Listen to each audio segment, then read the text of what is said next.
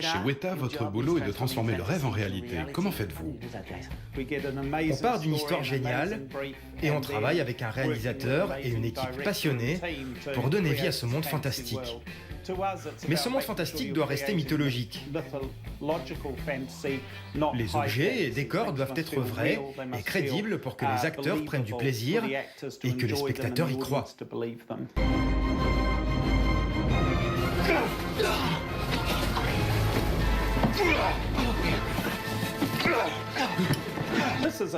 Voici quelques armes que nous avons créées pour la désolation de Smaug. Ce sont des armes que les fans connaissent bien.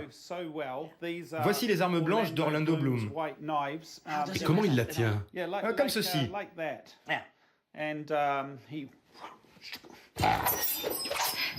Voici une des plus belles pièces, j'en suis très fier. C'est l'épée de Thranduil, le roi des elfes de la forêt noire.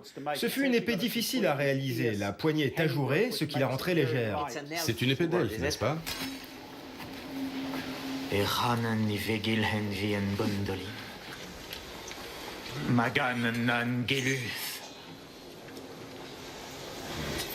Où l'as-tu? La première trilogie du Seigneur des Anneaux a tout changé en matière d'effets spéciaux. Le Hobbit, un voyage inattendu, a continué en ce sens. Est-ce que c'est un défi pour vous? Nous ne voulons pas forcément changer les choses, mais nous sommes au service de l'histoire, et cette histoire devenant de plus en plus énorme, nous voulons la raconter correctement, en ajoutant le plus de détails possible à l'écran. Quand vous voyez la désolation de Smaug, vous avez vraiment l'impression de voyager avec les personnages. On a quitté les décors extérieurs du premier film, qui sont principalement ceux de la Nouvelle-Zélande, pour entrer dans les décors fantastiques du second film, comme la forêt noire, cet endroit sombre et désolé, puis au cœur du royaume de Thranduil, une immense caverne. Il y a des séquences en vol, il y a la fameuse séquence dans la salle du trésor de Smaug. Tous ces environnements sont si riches qu'on peut facilement s'imaginer dedans. Ici, c'est un piège! C'est sans aucun doute un piège. Je pense également que nous devons faire en sorte que le film soit le plus réaliste possible, le plus organique possible. Donc, nous en tenons compte dans les effets numériques. J'ai tourné la plupart des plans pour les effets numériques avec caméra à l'épaule, pour que les effets ne soient pas trop mécaniques. Je fais projeter des gouttes d'eau sur l'objectif pour faire croire qu'une caméra participe à l'action de la scène. On essaie donc différentes méthodes. Qu'est-ce qu'on fait maintenant? Ne respirez plus. Que je respire plus. Comment ça?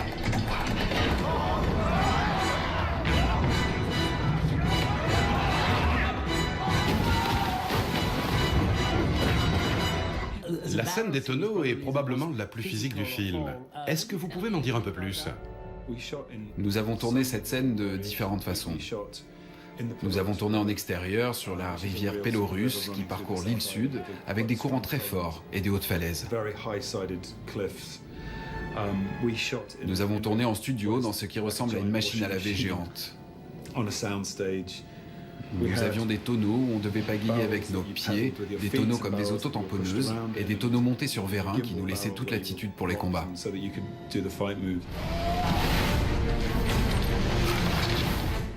Et tout ça avec le maquillage, la barbe, etc. Oui, nous étions trempés à la fin de la journée. Les prothèses en latex pour le visage sont très spongieuses, donc elles se remplissaient d'eau au fur et à mesure. Je crois que les graphistes l'ont corrigé parce que le poids changeait la forme de la tête. C'était un tremblement de terre? Ça, mon gars, c'était un dragon. Comment avez-vous créé Smaug? Eh bien, nous avons retenu deux idées. D'abord, on voulait une forme très allongée pour le dragon, tel qu'il est décrit dans le livre, un peu comme un ver. Il a donc pris cette forme longue et élégante. Et puis ensuite, nous nous sommes vraiment basés sur la performance de Benedict Cumberbatch. Je sais que vous préparez longuement avant d'incarner votre personnage sur un plateau, mais comment avez-vous fait pour Smaug? Eh bien, il y a ces différentes techniques d'art dramatique, comme aller dans un zoo à Londres, observer les reptiles par exemple, leur façon de bouger. Et puis je suis allé aussi observer de vrais dragons en Nouvelle-Zélande, bien sûr. En dehors de ça, Smaug a des caractéristiques très humaines. Il est fier, vaniteux, il a très peur de perdre son cher trésor en croyant que ça lui appartient. C'est un très grand psychopathe. Et comment mettre toutes ces intentions dans sa voix? Weta et la Nouvelle-Zélande, c'est maintenant terminé. Départ tout de suite pour Los Angeles, Hollywood Boulevard, le Chinese Theater pour l'avant-première de The Hobbit, la désolation de Smaug. Nous allons y retrouver Peter Jackson et toute son équipe. Allez, il faut que j'y aille moi. A tout de suite. Taxi! Taxi!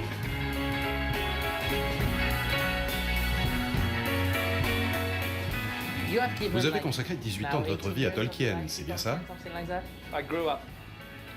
Quand j'étais enfant, je voulais faire des films dans un pays qui n'avait pas d'industrie cinématographique, dans les années 60. Personne ne faisait de films. Et puis j'ai fait ces rêves un peu fous, avec un amour du cinéma, et en particulier du cinéma fantastique, notamment King Kong et les films de Ray Harryhausen.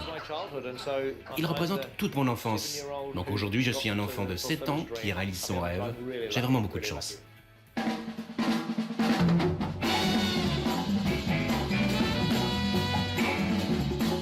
De Wedgwood à Hollywood, nous voici sur le tapis rouge de la désolation de Smaug, devrais-je plutôt dire le tapis noir, mais on ne s'est pas trompé, regardez là, c'est écrit en gros, Hobbit. Nous sommes donc sur Hollywood Boulevard, c'est ici que va avoir lieu l'avant-première mondiale du second épisode de la trilogie Hobbit. Dans cette salle magique, la salle du Dolby Theater, la salle des Oscars, 3105 places, une salle pleine à craquer, et parmi les spectateurs, les acteurs du film et Peter Jackson bien sûr.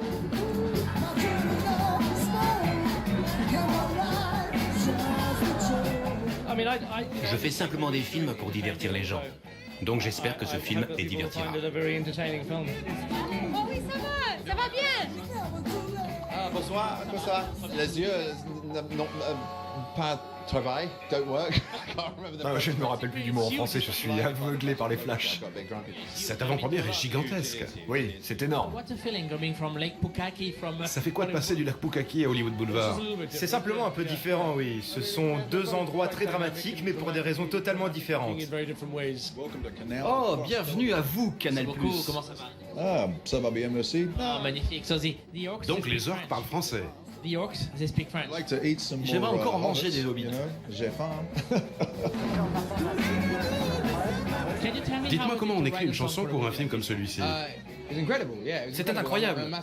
Je suis un très grand fan de tous les films de Peter Jackson, et même de Bad Taste. Je n'avais jamais écrit de chanson pour un film avant, et le fait qu'on m'ait demandé de le faire sur une franchise comme celle-ci,